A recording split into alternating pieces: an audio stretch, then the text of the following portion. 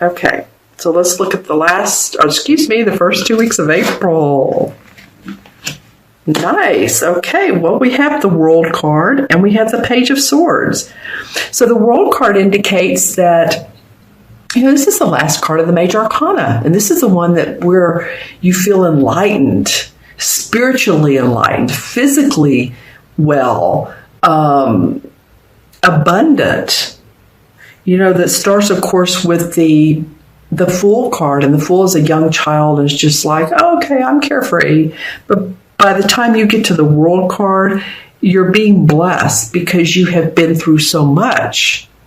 There are opportunities to grow. There are opportunities to serve you. That's a nice card to get, the World card. It feels more relaxing. It feels peaceful, like I was saying before. I keep getting that from you all. Are some of you meditating more? Or I know a lot of you like to light candles and meditate. I'm just getting a very peaceful essence from you and this card. Like you know what this means to you. You know that you've been through the what house. And I don't mean nut house, I mean SH house. You've been through a lot. And yet here she's naked, but she's wrapped with this beautiful purple cloth. She has her 2 wands. She's surrounded by this wreath of celebration. You're ready. Then we have the Page of Swords. This indicates to me this is an air sign. This would be a Libra, Aquarius, or Gemini. I'm trying to get the feeling of this person to you. I feel like they are younger. The pages are younger. And I feel like they have either given you reason to up your game, or they've given you a lot of flack, or they are a child that you've possibly had problems with. The Page of Swords can be, I'm hesitating here because I'm feeling into the cards. The Page of Swords can be an abrupt feeling. It can come as a feeling of recklessness. And I want you to stay in this very calming stage here. So, we aren't always. Sometimes we do have peaks and valleys. Life is not perfect. Otherwise, we wouldn't be here on earth. We are here to evolve and grow. Our spirits are using our bodies to do this. So, okay. We have the wonderful World card. Then we have the Page of Swords. This is not in itself a negative card, and I don't want you to think it is. I'm just looking at how beautiful this card is, and I was like, but I may want to challenge this. Because he's looking at her. So just know that there may be someone who's mentally challenging to you and or verbally. Okay, the Transitory card. I'm doing these all straight up. The Three of Pentacles. Well, the Three of Pentacles is using your talents to be of service. This may be philanthropy. I feel like these 2 cards are really connected because I feel like I'm trying to say 3 things at once. When and if you do the thing you love, then the world will come about. You've had to go through a lot of sandstorms, and you've had to put your goggles on and really see clearly to get to this place. This is not an easy place to get to because life is not that easy. But when you stop and you say, okay, how can I give my service to other people? How can I take the needs off of myself, which really is what you're doing, and give to other people, and then you get your needs met. Okay? This is about your money and your health and your property. So really being a worker here, really putting the time in. The 3 is a happy number. So I feel like you're going to see some joy around that. Hold on a minute. I'm getting a lot of different symbols and I'm not really sure how to interpret them. Okay. So interesting. This is both man and animal combined. So I'm seeing like a like a colonial looking man, but it's the body of, say, a horse. That's interesting. So what could that mean? A colonial man. And when I say colonial, for those of you who are in different countries, back in America, the colonial days, 1700s, building colonies, putting colonies together, putting new groups of people together, new communities. Some of you might be interested in I said that twice, in establishing a community that can exist on growing your own food, drinking spring water, those types of things. That sort of felt like what it was, believe it or not, colonization of a specific type of group. For some of you might be interested in that. Living differently, living more simple. The tiny house thing that's going on right now, the fad. Some of you will, some of you won't. Just because you live in a tiny house doesn't mean you'll necessarily be around like-minded people, like-minded individuals. So always make sure that your community are the type of people you want to be around. All right. Let's see what else comes up for Pisces. Anything else? Wow. A beautiful dragon with wings is flying and is very kind, very warm. So think of any caricatured dragons, beautiful dragons that have been in movies. That might be of interest to some of you. That might be very Harry Potterish feeling. All right, Pisces, this has been a very broad reading. I've covered several aspects here, but it looks like your money and your work has come into play. And how do you feel now about who you are, your gift to the world? Don't let anybody interrupt that, okay? So for some reason, I want to lay the cards out to where this card feels important, the transitory energies that play from one month to the other. But of course, all cards are important. So let's go ahead and turn over the last 2 weeks of April. Well, that's a story in itself, Pisces. I have to say, let me move these down. We have a story going here for the last 2 weeks of April, and it's felt like that with the other two signs I've done for this particular series. Yeah, you have, emotionally speaking, the moving on card. It's like whatever has been negative or even positive, but you've wrapped up the negative stuff. You're ready to move into a new cycle. The moon and the sun both have your back. You have 8 cups straight up, so it means that you've taken care of business. And the next card is the 10 of cups. So this is all about you anyway, Pisces, water sign cups. Yep. And so you're moving towards happy home, happy family, just feeling joy in your heart. I love that that's coming out of these cards. And you can see he's actually facing the 10 of cups. This is the 8 and the 10. So I like this little story for the end of April.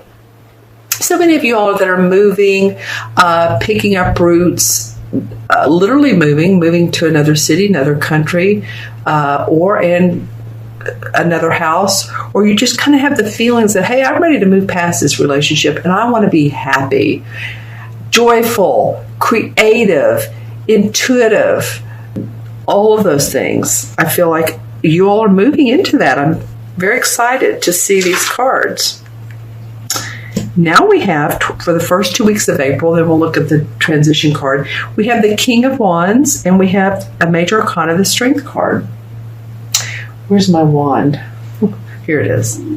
Okay, so this King of Wands represents a fire sign, which would be Sagittarius, Leo, or, who am I leaving out? Aries.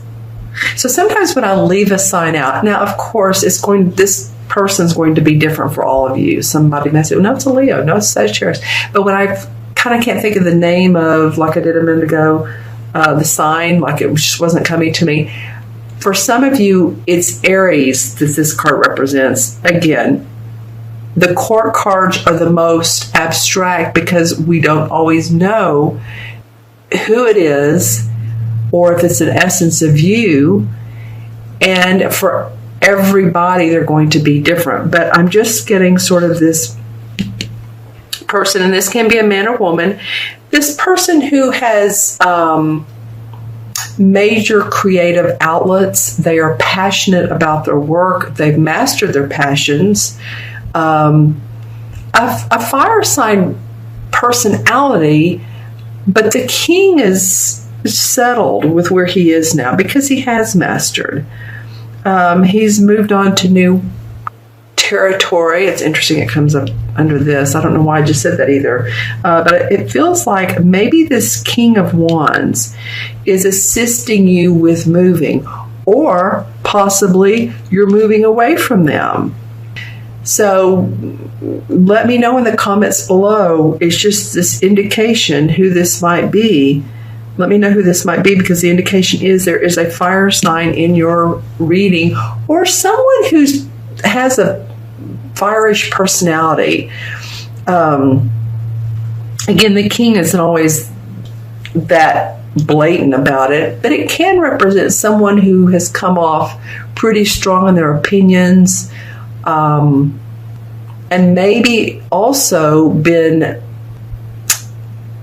pushy towards you, meaning they've been very suggestive in what they think you should be doing.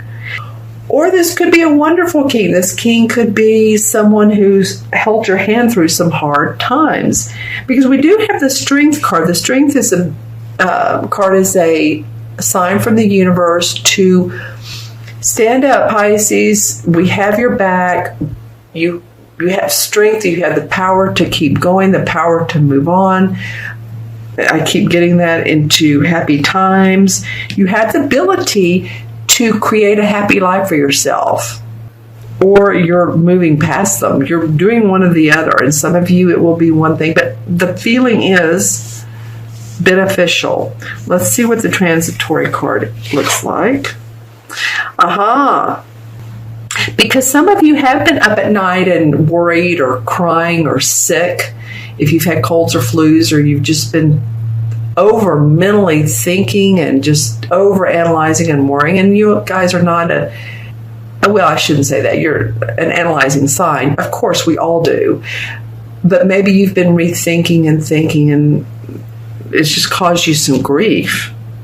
And you've wanted to, this has been kind of like the impetus that's holding everything together, believe it or not, because when we see the downtime periods is when we're motivated to move into a better place. And I feel like that's what you all are doing. And the universe has your back. Okay, let's see what the crystal has to say for Pisces. Mid-April to mid-May. What does this look like for Pisces? Well, I'm seeing, you know how when you have those ink blot pictures, in other words, you put ink into a paper, you fold it in two, and it's the mirror image, like a butterfly.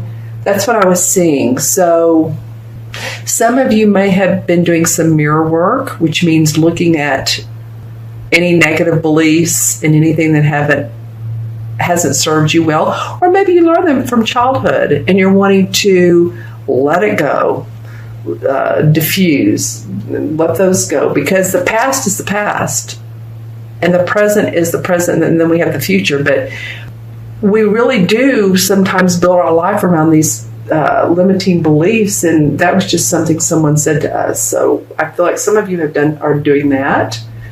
Okay, I see well, it first looked like a man, but wow, that looks like a child. Okay, and what is this person doing? This person has sort of thick hair. I'm not saying long hair, just thick hair. But then, it's interesting because at the same time, when I turn the crystal, it looks like maybe, you think about what the nurses had that they used to wear. I'm not sure they do anymore. Those white hat, hat caps looking things. So Some of you may be in the healing arts industry. I mean, I wouldn't doubt that with your nurturing and your intuition. But I'm trying to figure out who with this person's a little bit of a mystery.